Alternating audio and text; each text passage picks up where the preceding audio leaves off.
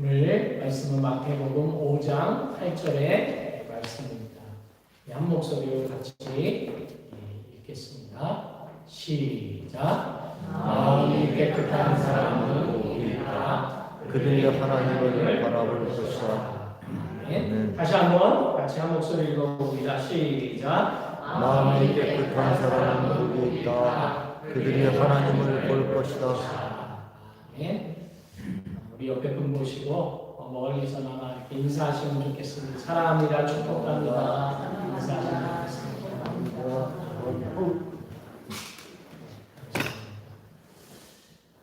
예수님께서요, 하나님의 나라의 관점에서 정말 참된 복이 무엇인가 그것에 대해서 설교를 해주셨는데 그것이 바로 팔복의 말씀입니다. 그래서 오늘은 6번째 복에 대해서 말씀을 나누는데요. 예수님의 무엇이 어떤 사람이 복이 있다고 선포하셨어요? 마음이 깨끗한 자가 복이 있다. 이봉희 성도님 어려우세요? 마음이 깨끗한 자가 복이 있다. 쉽죠? 이렇게 쉬운 말씀이 어디 있습니까? 네. 저는 이 말씀을 들으는데 이렇게 묵상하는데 어느 정도의 감동인데 여러분은 어떻게 감동이 몰려오십니까? 마음이 깨끗한 자는 복이 있다. 별로 감동이 안 몰려오시는 것 같은데요. 예수님께서 이렇게 얘기하지 않았어요. IQ가 높은 사람은 복이 있다. 이렇게 얘기하지 않았어요. 아니 IQ가 높은 사람이 복이 있으면 그렇게 안 태어나는데 어떡하겠습니까? 여기 키 큰 분들도 있는데 키가 큰 사람이 복이 있다. 돈이 많은 사람이 복이 있다. 얼굴이 하얀 사람이 복이 있다. 그러면 저 같은 사람은 어떡하라고요? 근데 예수님이 마음이 깨끗한 자가 복이 있다. 그렇게 말씀하십니다. 제가 제 얼굴을 하얗게 도저히 락스를 뿌려도 제 얼굴이 하얘지지가 않잖아요. 그런데 예수님이 마음이 깨끗하다는 자 복이 있다. 마음이 깨끗해질 가능성은 있으니까 얼마나 좋습니까? 제가 다시 질문할게요. 여러분 마음이 깨끗한 사람이 행복할까요? 마음이 더러운 사람이 행복할까요? 깨끗한 사람이 행복합니다. 정말 잘 생각해 보세요. 그냥 목사님이 답을 유도하시는구나 그렇게 생각하지 마시고 여러분 한번 정말 잘 생각해 보세요. 마음이 깨끗한 사람이 행복할까요? 마음이 더러운 사람이 행복할까요? 정말 마음이 깨끗한 사람이요 행복해요. 인간이요 하나님의 형상으로 지음을 받았습니다. 그래서 우리 영혼에 더러운 것을 담고 다니면요 우리 마음이요 불편합니다. 겉으로는 멀쩡해 보일 수 있지만 진짜 마음에 평안이 없습니다. 행복하지 않아요. 근데 우리 영혼에 깨끗한 것을 담고 다니면 우리 마음이 평안하고 행복을 느낄 줄 믿으시기 바랍니다. 그럼 어떤 미국의 농촌에 부인이 있었는데 굉장히 인색한 부인이 있었어요. 인색할 뿐만 아니라 마음의 문을 불평과 불만으로 가득 차게 생활했습니다. 근데 어느 해인가 풍년이 들었어요. 풍년이. 엄청나게 많은 소출을 대부분의 농부가 거두었습니다. 그래서 어느 날 목사님이 그 집을 지나가다가 그 부인을 발견하고 말을 걸었어요. 부인, 이번에 농사가 너무나 잘 되었으니까 하나님께 감사한 마음이 드시죠? 이렇게 질문을 했어요. 그러니까 그 부인이 이야기를 해요. 아니요. 올해는요. 썩은 감자가 너무나 없어서 돼지 먹을 것이 부족해서 걱정이에요. 불만이 많아요. 여러분 이 부인은요. 마음에 불평, 불만 그런 것들로 가득 차니까 행복해질 수가 없는 거예요. 아무리 물질적으로 소출이 풍성해도 행복해질 수가 없습니다. 그런데 영혼에 조금은 부족해도 우리 영혼에 감사와 기쁨으로 가득 채우면 행복해질 줄 믿으시기 바랍니다. 그래서 예수님께서 마음이 깨끗한 자가 복이 있다. 그렇게 선포하고 있는 겁니다. 그것이 오늘의 핵심입니다. 핵심을 다 말했으니까 오늘 설교 다 했죠? 그만 여기서 적을까요? 근데요, 예수님이 좀 궁금한 게 있어요. 마음이 깨끗한 자는 자가 복이 있다 하시고 뭐라고요? 그들이 뭐를 본다고요? 하나님을 볼 것이라 그랬어요. 여기 하나님 보신 분 한번 손 들어보세요. 아니 여러분 하나님 못 보셨어요? 그럼 이 말씀에 의하면 여러분이 다 마음이 더러운 자이겠네요? 이렇게 얘기하면 좀 기분이 나쁘실 것 같죠? 네. 그럼 오늘 본문에서 마음이 깨끗한 사람은 어떤 사람이고 하나님을 본다는 것이 어떤 의미인지 그것을 살펴보고자 합니다. 첫 번째, 마음이 깨끗한의 의미가 뭘까요? 본문에서 깨끗하다는 단어가요, 어떤 단어가 쓰여졌냐면 헬라어에 카타로스라는 단어가 쓰여졌어요. 이건 무슨 뜻이냐? 흠이 없고요, 이물질 같은 것이 전혀 섞여 있지 않은 깨끗한 상태를 가리킵니다. 그래서 뭐가 묻은 더러운 것이 묻은 때가 묻은 더러운 옷과 이렇게 대조해서 깨끗한 옷을 가리킬 때 사용하기도 하는 말입니다. 또한 더러운 이물질이 섞이지 않았어요. 그러니까 순금 이런 것을 나타낼 때 이렇게 가리켜요. 포도주가 있는데요, 포도주에 이상한 이렇게 물 같은 거 희석한 게 아니라 순전한 포도주 이런 단어를 가리킬 때 이 단어를 사용합니다. 그리고 가라지와 티 이런 것들이 제거된 그러한 곡식들을 가리킬 때 이 단어가 쓰였습니다. 그런데 예수님이 이 단어를요 오늘 본문에서 무엇을 묘사할 때 쓰였습니까? 마음을 묘사할 때 쓰였어요. 외모가 아니라 겉에 치장하는 것이 아니라 뭐예요? 마음이 깨끗한 자가 복이 있다. 그렇게 이게 말씀하십니다. 즉 우리의 내면이 깨끗한 자가 복이 있다고 이야기를 합니다. 여러분 당시 예수님 시대에 바리새인들이 있었습니다. 바리새인들은요 구약에 있는 정결함을 지키려고 노력을 했어요. 근데 구약 성경에 나온 정결함, 뭐에 대한 정결함이 많이 있습니다. 이 구약 성경에 나와 있는 정결함의 규례는요, 부정한 동물 아니면 시체 이런 것을 만지면 더러워진다. 부정한 음식 그런 거 먹으면 더러워진다. 그리고 문둥병 같은 거 아주 부정한 질병을 가진 사람하고 만지거나 가까이 하면 더러워진다. 이러한 생각을 많이 가졌어요. 그래서 바리새인들은 어떻게 했습니까? 그러한 외적인 부정함에 이렇게 같이 안 하려고 아주 정결하게 외적으로 철저하게 지키려고 노력했습니다. 그리고 그러한 모습에 대해서 본인들이 자랑을 했어요. 예수님은요 이런 바리새인들 율법에 대해서 철저하게 지켜서 정결함을 유지할 것 같지만 내면이 깨끗하지 않는 그런 바리새인들의 진면목을 보았어요. 그래서 뭐라고 이야기를 합니까? 누가복음 11장 39절 말씀인데요. 한 목소리로 읽어볼까요? 누가복음 11장 39절의 말씀입니다. 없습니까? 네, 제가 읽어볼게요. 그러나 주님께서는 그에게 말씀하셨다. 지금 너희 바리새파 사람들은 잔과 접시의 것은 깨끗하지만 너희 속에는 탐욕과 악독이 가득하다. 겉으로는 그럴듯해 보이고 그런데 그 내면에 탐욕과 악독이 가득합니다. 탐욕, 아주 욕심으로 가득 차 있는 거예요. 악독, 남을 멸시하고 저주하는 마음을 콩콩 숨기고 있는 겁니다. 예수님이 그런 것이 더러운 것이다. 진짜 그런 것이 더러운 것이다 얘기합니다. 그렇습니다. 우리가 겉으로는 말끔해 보일 수 있습니다. 종교적으로도 깨끗해 보일 수 있습니다. 그러나 마음이 더러울 수 있다.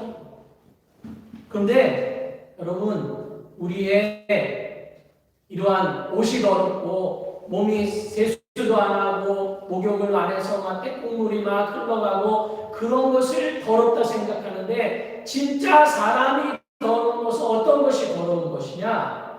마음이 더러운 것이 진짜 더러운 것인 줄 믿으시기 바랍니다. 예수님이 그것에 대해서 이야기를 합니다. 또 예수님이 뭐라고 말씀하셨냐면요, 마태복음 15장 11절입니다.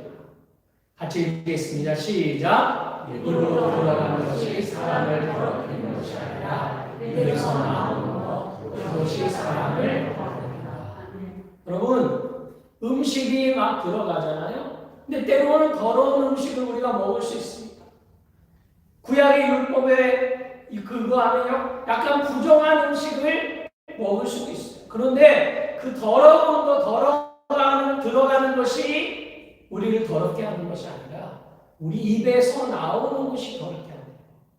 입에서 나오는 것이 무엇일까요? 18절, 19절 말씀도 같이 읽어보면 좋겠습니다. 마태복음 15장 18절, 19절입니다. 시작. 그러나 입에서 나오는 것들은 마음에서 나오는데 그것들이 사람을 더럽힌다. 마음에서 악한 생각들이 나온다. 곧 살인과 음행, 도둑질과 거짓 증언과 연합이다. 그렇습니다. 교양 있는 말과 행동, 그런 것으로 깨끗한 척 할 수 있는데 사람들은 그래서 모를 수 있어요. 근데 하나님은, 우리 예수님은 마음의 중심을 볼 수가 있다는 거죠. 하나님은 속일 수가 없어요. 그래서 바리새인들이 하나님이 주신 계명을 따라 철저하게 지키는 듯 했습니다. 우리도 그럴 수 있잖아요. 교회 봉사 열심히 하고요, 헌신을 하고, 그런데 여전히 우리 마음 가운데 뭐예요? 살인, 미움의 마음이잖아요. 그리고 음행, 탐욕의 마음들, 비방, 교만, 외식, 이런 것들로 가득 차면 사람은 모르지만 하나님은 아십니다. 그래서 하나님은 그러한 우리의 마음을 기뻐 받으실 수가 없는 겁니다. 그래서 우리의 마음의 중심이 하나님 앞에 깨끗한 것이, 그것이 정말 중요한 것이라는 거죠. 여러분은 어떠십니까? 여러분의 마음 가운데 무엇이 가득 차 있습니까? 나를 돌아보시고 하나님이 기뻐하지 않는 마음으로 가득 차 있다면 그것이 더러운 것이고, 그것이 하나님이 원치 않으신다. 그것이 행복한 상태가 아니라는 거 기억하시면 좋겠어요. 또 마음이 더러운 거, 이것이 어떠한 상태냐면요, 하나님을 향하여 두 가지 마음을 가진 그러한 상태가 마음이 더러운 상태가 됩니다. 야고보서 4장 8절 말씀 같이 읽어볼까요? 시작. 하나님께로 가까이 가십시오. 그리하면 하나님께서 가까이 오실 것입니다. 죄인들이여 손을 깨끗이 하십시오. 마음을 푸는 사람들이여 마음을 순결하게 하십시오. 예, 마지막 부분을 보세요. 마음을 순결하게 하라고 했는데요, 누구를 향해서 말했습니까? 두 마음을 푸는 사람. 하나님을 향하여 두 마음을 품었어요. 한 마음은 하나님을 열심히 사랑하고 섬기고 싶은 마음이에요. 또 다른 마음은 하나님 외에 다른 것을 탐하고 세상을 사랑하는 그러한 마음. 이 두 가지 마음을 품은 사람은 깨끗하지 않대요. 그래서 순결하라고 이야기해요. 그러면 하나님 앞에 깨끗한 마음을 가진 사람은 무엇입니까? 한 마음을 가진 사람. 오직 하나님을 향한 한 마음을 가진 사람입니다. 그런 사람에게 복이 있다라고 예수님이 선포하고 계시는 겁니다. 자, 여러분, 다 마음이 깨끗한 사람 되기 원하시죠? 네. 근데요, 마음이 깨끗하게 되는 거 인간의 노력으로 잘 될까요? 나는 오늘부터 깨끗한 마음 가질 거야. 깨끗한 생각만 할 거야. 이렇게 다짐하면 여러분 다 깨끗한 마음 가지게 되는 거죠? 그러면 너무 좋겠죠. 그런 결심만으로 우리가 다 깨끗한 마음을 가질 수 있다면 대부분의 사람들이 깨끗한 마음을 가질 수 있을 겁니다. 근데 그러기가 쉽지 않아요. 왜 그렇습니까? 우리 인간은요, 타락한 존재입니다. 그래서 예외 없이 어느 누구도 다 타락한 죄의 본성을 가지고 있습니다. 나는 원하지 않는데 내 마음속에 악한 생각이 막 들어오고 내 마음속에 있는 것을 발견합니다. 깜짝깜짝 놀라요. 우리 자신의 노력으로 그래서 우리 마음을 깨끗하게 하는 것이 불가능할 때가 많이 있습니다. 그것이 인간이 가진 딜레마이기도 하죠. 그러면 성경 말씀에서 예수님이 우리에게 마음을 청결하게 하는 방법, 깨끗하게 하는 방법을 가르쳐 주셨는데 우리는 어떻게 마음을 깨끗하게 할 수 있느냐? 첫 번째는요, 우리의 죄를 하나님 앞에 고백하고 용서함을 받음으로 깨끗하게 될 수가 있습니다. 요한일서 1장 8절 9절 말씀인데 같이 읽어볼까요? 시작. 우리가 죄가 없다고 하면 우리는 자기를 속이는 것이요 진리가 우리 속에 없는 것입니다.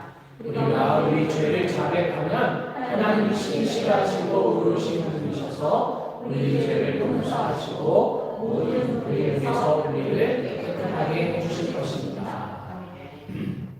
여러분, 우리가 죄가 없다고 이야기하는 거, 이게 뭐죠? 전문용어로 오리발이다 이렇게 얘기합니다. 오리발 내밀면요 여전히 우리가 죄 가운데 있습니다. 그런데 우리 죄를 자백하면 어떻게 해요? 깨끗하게 해주신다고 하나님께서 약속하셨어요.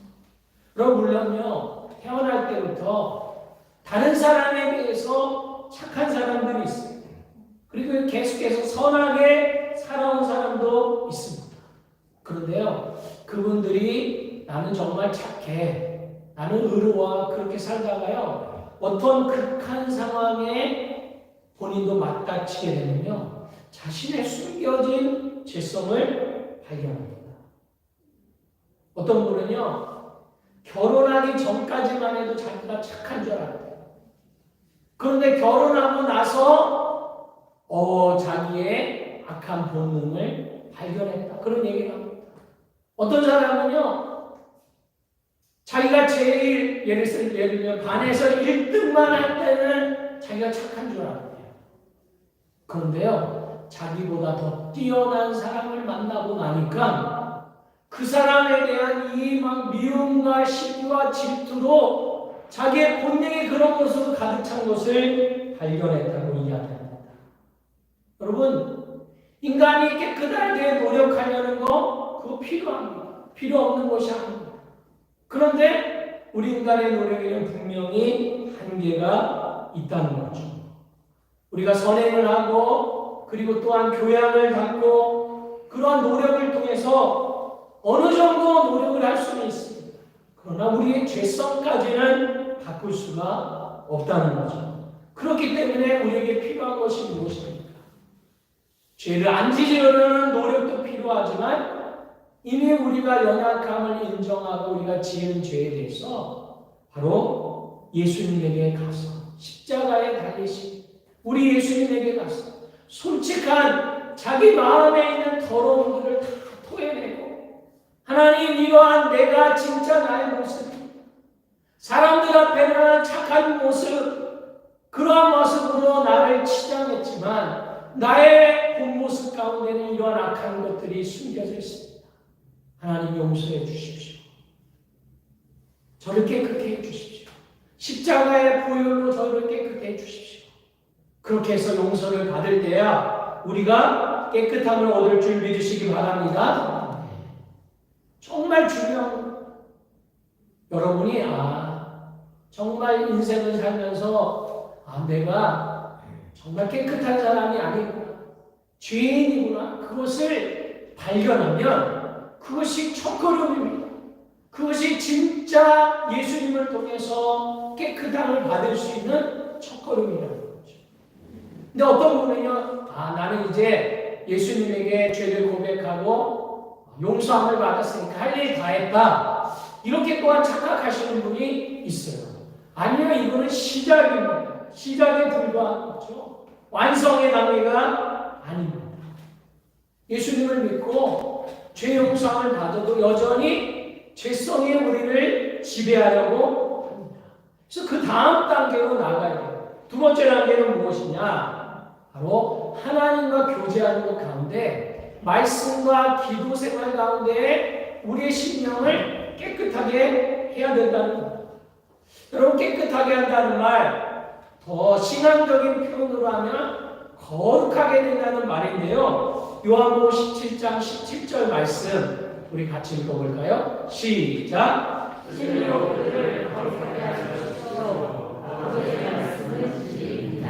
네, 요한복음 17장 17절에서 이거는 예수님을 믿는 제자들을 향해서 기도해 주는 말씀입니다. 네, 진리로 그들을 거룩하게 해달라고 하나님께 기도했어요. 근데 뭐가 진리라고요? 하나님의 말씀이 진리라는 겁니다. 그럼 하나님의 말씀이 우리의 심령을 깨끗하게 한다는 말씀이잖아요. 디모데전서 4장 5절의 말씀으로 같이 읽어보겠습니다. 시작. 모든 것을 하나님의 말씀과 기도로 거룩하게 하십니다. 하나님의 말씀과 기도로 우리가 거룩해집니다. 여러분 그렇잖아요. 우리가 일주일 동안 성경 하나도 한 번도 안 읽고 기도 한 번도 안 하고 그냥 사회생활 열심히 한다고 가정해 보십시오. 그러면요 어느새 우리가 알게 모르게 세상의 때가 막 붙기 시작을 합니다.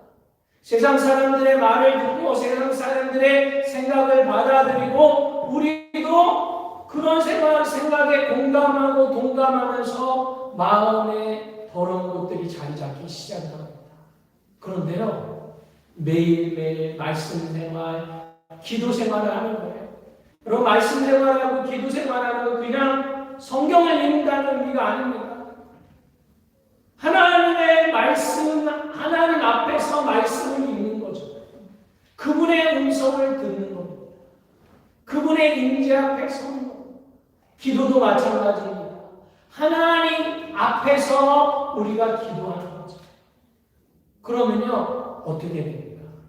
우리 자신의 더러운 생각들, 그런 것들이 보여지고 하나님 앞에 그것을 토해낼 수가 있는 거죠. 그래서 단순히 성경을 읽으면 자동적으로 내가 깨끗해진다. 그러한 의미가 아닙니다. 말씀을 통해서 하나님 앞에 나아가고 그 가운데 내 죄를 발견하고 또 회개하고 기도하면서 우리가 점점 주님의 마음으로 닮아가는 그러한 과정을 겪게 되는 거죠. 여러분 얼마나 성경을 요즘 읽고 계십니까? 우리 몇 분의 성도님들이 매일매일 막 성경을 읽고 우리 카톡에 올려놓는데 제 마음이 좀 저도 목사이지만 성경을 읽지 않으면 어느새 마음이 빼앗겨버리고 더러워지는 그런 것을 보게 됩니다. 우리 사랑하는 성도님들 정말 말씀 생활, 기도 생활 정말 함을 통해서 영혼이 깨끗해지고 하나님과 더 가까이 갈 수 있기를 주님의 이름으로 축원합니다. 세 번째, 어떻게 하면 우리의 심령이 깨끗해지냐? 성령의 생각으로 우리 마음을 채우는 거예요. 여러분 여기에 컵이 있습니다. 이 컵에요 만약에 별로 좋지 않는 그러한 공기가 가득 차 있다고 생각해 보세요. 이 컵에 가득 차 있는 공기를 빼내는 방법은 무엇이죠? 물 같은 걸로 가득 채우면 됩니다. 그러면 자연적으로 어떻게 해요? 나쁜 공기는 나갈 수밖에 없는 겁니다. 우리 마음도 마찬가지죠. 우리 마음에 여러 가지 다양한 생각들이 가득 차 있습니다. 근데 그 가득 찬 생각, 거기에는요, 별로 좋지 않는 그런 악한 생각들, 악한 마음들도 있다는 것입니다. 네. 이 생각을 성령이 주시는 생각으로 자꾸 대체하는 거죠. 그래서 악한 생각들과 마음이 밀려나가도록 하는 것. 그것이 굉장히 중요합니다. 성령이 주시는 생각은 무슨 생각일까요? 어떠한 생각일까요? 하나님이 기뻐하시는 뜻으로 가득 찬 생각이겠죠. 구체적으로 그 예를 한번 들어보면 좋겠습니다. 데살로니가전서 5장 16절에서 18절인데요. 같이 읽어볼까요? 시작! 항상 기뻐하십시오. 끊임없이 기도하십시오. 모든 일에 감사하십시오. 이것이 그리스도 예수 안에서 여러분에게 다가시는 하나님의 뜻입니다. 여러분, 기뻐하는 거, 기도하는 거, 감사하는 거, 여기에 모든 일에 감사하는 거예요. 그것이 하나님의 뜻입니다. 그것으로 여러분의 마음을 채우는 거예요. 그것이 여러분을요, 하나님 기뻐하시는 깨끗한 상태로 만드는 것이에요. 제가 서두에 잠깐 아까 미국의 농부 여자분, 나이 드신 여자분 얘기를 했습니다. 불평불만으로 가득 차 있는 거. 우리 눈으로는 그게 뭐 더러운 건가요? 아니에요. 하나님의 시각으로 보면 하나님의 뜻이 아닌 것으로 가득 차 있는 상태. 그것이 바로 더러운 상태인데 그것을 뭐요? 감사의 마음으로 바꾸는 거예요. 성령이 주시는 하나님이 기뻐하시는 생각으로 가득 채우는 거. 그것이 중요하다는 거예요. 여러분, 넬슨 만델라 대통령을 아십니까? 정말 20세기에 정말 위대한 성자와 같은 아주 훌륭한 대통령이다. 그러한 생각을 가지게 됩니다. 이분이 남아프리카 공화국에서 흑인 인권운동을 했잖아요. 그러다가 감옥에 갇혔어요. 감옥에 무려 27년간 있었어요. 그래서 이러한 기록도 있더라고요. 대통령 중에 가장 오랫동안 감옥에 갇혀 있었던 사람, 그런 분이 넬슨 만델라예요. 근데 이분이요, 실은 자기가 잘못한 게 없거든요. 그런데 감옥에 갇히게 되었어요. 그것에 대해서 막 참지를 못했어요, 처음에. 그래서 막 분노가 막 일어나는, 뿐만 아니라 감옥에 그러한 별로 좋지 않는 환경이 쉽게 적응이 안 되는 것입니다. 그래서 면회 오는 변호사에게 여기는 지옥이야, 지옥이야. 그러면서 분통을 터뜨렸어요. 그런데 이분이 크리스찬이죠. 어느 날 문득 이러한 생각이 들었답니다. 자기 마음에서 분노가 일어난다고 해서 내가 여기 있는 이 감옥의 환경이 변하느냐? 안 변하다는 것을 깨닫게 됐어요. 분노만 일어나면 자기만 힘들고 자기만 안 좋은 거예요. 불행한. 그래서 이분이요, 마음을 바꾸기로 작정을 했어요. 감사로 채우기로 작정을 한 겁니다. 그러고 지내다 보니까 감옥 생활이요, 지옥 생활은 아니구나. 그것을 발견했어요. 그리고 1년, 2년, 3년 이렇게 27년의 감옥 생활을 잘 마치고 출옥을 하게 되었습니다. 많은 분들이 이 만델라 아직 대통령이 아니잖아요. 만델라 씨가 이 인권운동가가 이제 감옥을 출옥하면 정말 몸이 허약한 상태로 나올 것이다. 그렇게 생각을 했어요. 왜냐하면 나이도 이제 70이 넘었고 감옥 생활 27년 했는데 몸이 망가질 대로 망가지겠다. 그렇게 생각을 했어요.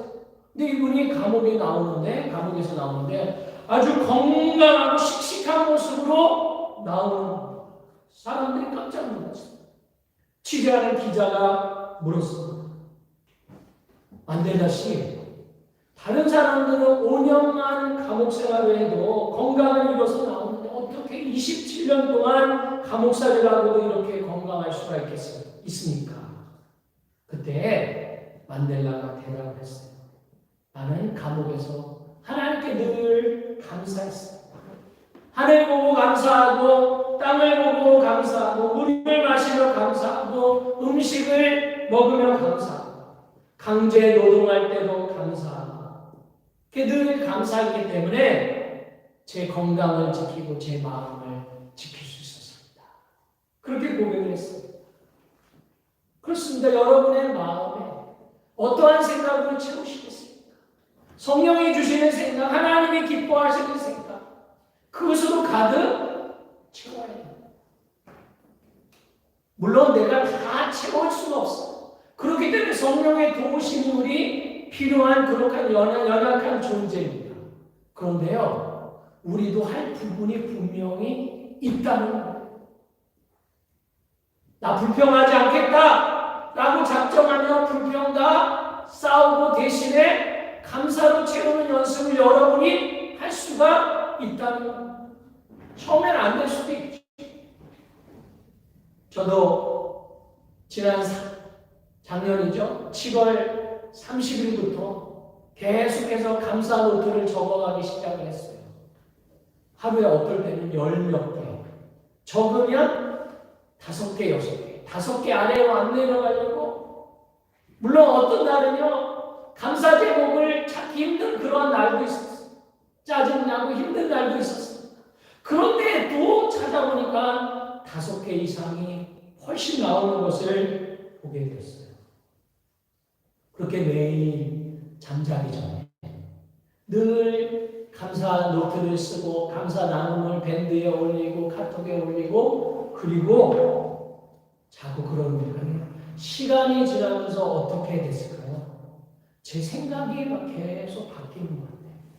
생각이요. 여러분 뇌를 공부하다 보면요. 생각에도 길이 있답니다.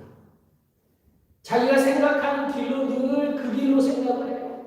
어떤 사람은 어떠한 장면을 보면 늘 불평하고 원망을 하는 사람, 부정적인 생각을 하는 사람은요, 그 길로만 가요. 그런데 다른 길을 개척하면요, 이제 다른 길이 뇌에서 생각이 나는 거예요. 늘 감사를 생각하고 감사를 생각하기 시작하니까요, 감사에 좋은 길이 생기기 시작합니다. 그래서 우리 생각이 바뀌는 거예요. 보는 관점이 바뀌는 거예요. 그러다 보니 실제로 마음까지 변화되는 것을 경험합니다. 그러니까 요즘에 마음은 너무나 편합니다. 불평, 불만 이런 것보다 감사의 마음이 더욱 채워집니다. 사랑하는 성도 여러분, 여러분도 성령님이 주시는 생각, 구체적으로 감사로 여러분의 생각을 가득 채우시기를 주님의 이름으로 축원합니다. 자, 세 번째, 마지막인데요. 이러한 마음의 청결함을 했을 때 그 결과가 무엇일까요? 마음의 깨끗함의 결과. 하나님을 볼 것이다 그랬는데요. 하나님을 볼 것이다의 의미가 무엇이냐라는 거죠. 우리의 눈으로 하나님을 보는 것을 의미하는 것이냐? 여러분, 우리의 육체의 눈으로 하나님을 볼 수 있는 사람은 한 분도 없어요. 만약에 봤다면 어떻게 되는 거예요? 직사한다고 했어요. 거룩하신 하나님을요, 우리가 볼 수가 없습니다. 그러면 하나님을 본다는 의미는 무엇이냐? 이것이요, 현재의 의미도 있고 미래의 의미도 있습니다. 현재의 의미는 뭐냐? 여러분, 우리가 누구를 본다. 저 의사 보러 가요. 무슨 뜻이에요? 의사 만나러 간다는 의미잖아요. 그래서 꼭 본다는 게 눈으로 본다는 의미라기보다도 만남의 의미, 교제의 의미를 가지고 있습니다. 그래서 마음이 깨끗한 사람은 어떻게 해요? 하나님과 교제하고 하나님의 음성을 듣고 하나님과 동행하는 삶을 살게 된다는 그러한 의미입니다. 제가 예전에 중국에 8년 정도인가요? 중국 대사관을 역임했던 김아중 장로님이 쓴 책을 읽었는데요. 너무나 감동 있게 읽었어요. 이분은 나이가 많이 들어서 그리고 신앙생활을 시작을 했고, 근데 신앙생활을 하면서 예수님을 믿고 나서 얼마 안 돼서 기도하는데요. 막 구역질이 나면서 계속해서 오랫동안 회개 기도가 나오고 정신없이 회개 기도를 하는데 막 구역질이 나오고 가래가 나오고 그것을 다 토해내면서 기도를 했답니다. 그리고 나서 얼마 안 있어서 이분에게 일어난 일이 뭐냐? 하나님의 음성이 마음속에 들리기 시작하는 거예요. 하나님의 뜻이 무엇인지 막 분별이 되기 시작을 합니다. 다른 사람을 위해서 기도할 때도 그 사람에 대한 예언적인 그러한 음성을 듣기 시작을 하셨다고 고백을 했어요. 그렇습니다. 하나님은요, 막 우리가 더럽고 막 그런데 우리와 가까이 해주실 그런 분이 아닙니다. 거룩하신 분이기 때문에 우리가 깨끗할 때 하나님은 우리에게 더 가까이 오시고 말씀을 들려주시는 것이다. 그래서 마음이 깨끗한 자의 축복은 하나님과 교제하고 가까이 교제하고 동행하는 축복을 가지게 되는 겁니다. 그리고 이게 미래적인 표현입니다. 그럼 종국적으로 마음의 깨끗한 결과는 무엇입니까? 하나님을 본다는 것은요, 실제로 하나님이 계시는 천국에 들어간다는 그러한 의미입니다. 예수 그리스도의 보혈로 우리 심령이 정말 정결하게 된 사람, 그런 사람 어떻게 됩니까? 영원한 하늘나라, 하나님이 다스리고 통치하시는 그런 하나님의 나라에 들어가서 그분과 영원한 복락을 누리게 될 줄 믿으시기 바랍니다. 그러면 여러분 어떻게 하시겠어요? 마음이 청결하시겠어요? 마음이 깨끗함을 유지하시겠어요? 아니면 에이 될 대로 되라, 내 마음에 드는 생각대로 그냥 살 거야, 그러시겠어요? 어떻게 하면 좋겠습니까? 별로 말씀의 은혜는 하나도 안 됐나 보죠? 마음이 청결해야겠죠. 여러분, 그러면 정말 오늘 말씀을 기억하시고 마음에 담아두셔서 정말 저는요, 이게 복이다 이렇게 느껴져요. 복이다. 마음이 청결한 게 얼마나 저한테 위로가 되고 격려가 되는지 모르겠어요. 왜냐하면 다른 것은 바꿀 수 없는데 예수님의 보혈의 은혜로 마음을 청결하게 하고 그것을 유지하는 것은 나도 할 수 있겠다. 물론 완벽한 경제에 이르지는 못하겠지. 매일매일 제 마음과 싸워야 될 수도 있어요.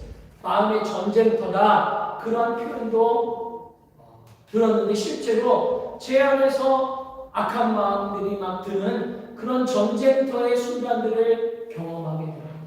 그러한 순간이 있을지라도 계속해서 성령을 의지해서 우리가 죄를 고백하고 또한 성령이 주시는 생각으로 가득 채움을 통해서 우리가 정말 마음의 청결함을 유지해서 이 땅 가운데서도 더욱 주님과 가까이 동행하시고 하늘나라에 여러분 모두 들어갈 수 있는 그러한 복을 누리시기를 주님의 이름으로 축원합니다.